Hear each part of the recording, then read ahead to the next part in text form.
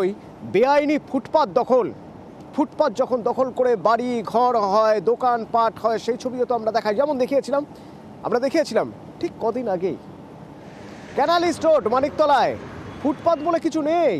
ফুটপাতেই বংশ পরম্পরায় বাস, ফুটপাতেই দোকান, ফুটপাতেই আবার গাড়িও পার্ক করে রাখা আছে। আর যারা ব্যবসাদার তারা গাছের গুঁড়ি বা তাদের যা যা প্রয়োজনীয় জিনিস যেগুলো গুদাম ঘরে রাখার কথা সেগুলো সব ফুটপাতের উপরেই রেখে দিয়েছেন। মানুষ হাঁটবেন কোথা দিয়ে? আমরা এই খবর দেখানোর পর এবার পুরসভার নোটিশ, ফুটপাত দখলমুক্ত করতেই হবে।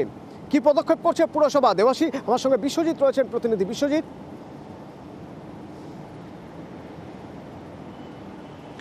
একদমই শনিবার আমরা এই খবর দেখিয়েছিলাম অতনু, এবং তারপর মঙ্গলবার গেছে, বুধবার সকালেই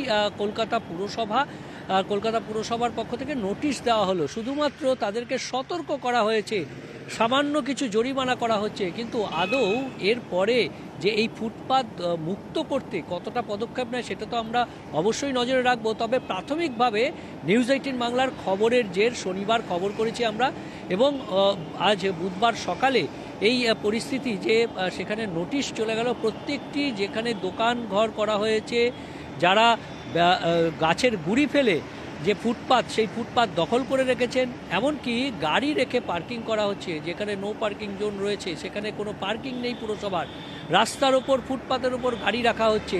আর এই সবের ক্ষেত্রেই কলকাতা পুরসভা প্রাথমিকভাবে তাদের নোটিশ করছে।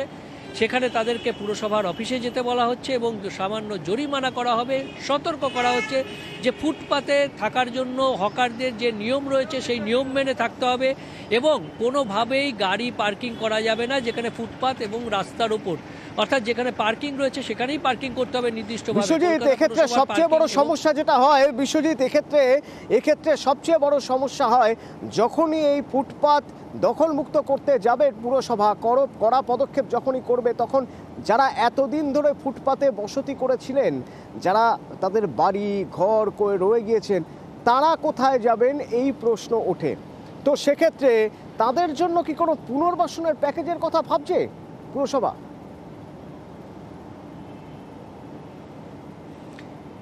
দেখো, আপাতত যেহেতু ফুটপাত বেদখল করে আছে, ফুটপাত একেবারে দখল করে আছে, ফুটপাত থেকে সরে যেতে বলা হচ্ছে না। যারা বাসস্থান করেছেন তাদেরকে অবশ্যই সরতে হবে, কিন্তু যারা দোকান করছেন তারা হকার নিয়ন্ত্রণ আইনে যে প্রভিশন রয়েছে যে তারা 1/3 জায়গায় তারা থাকতে পারবেন, কিন্তু কোনো মতে এই পুরো ফুটপাত দখল করে থাকতে পারবেন না। আর আমরা দেখেছি যে খালপাড়ে, অর্থাৎ উল্টো দিকে খালপাড়ের বাসিন্দা যারা, তাদের জন্য পুরসভা পক্ষ থেকে একবার এর আগেও যখন খাল নতুন করে কাটা হয় সেই সময় যারা ছিলেন তাদের পুনর্বাসনের ব্যবস্থা করা হয়েছিল, কিন্তু আবারও সেক্ষেত্রে এখানে হয়তো সেরকম কোনো ব্যবস্থা, কোনো প্যাকেজের ব্যবস্থা থাকবে। আমরা শুধু এটুকুই চাই যে দখলমুক্ত হোক ফুটপাত দিয়ে হাঁটা যাক অন্তত, তাহলে দুর্ঘটনা কমবে, গাড়ির গতি বাড়বে, শহর আরো সচল হবে।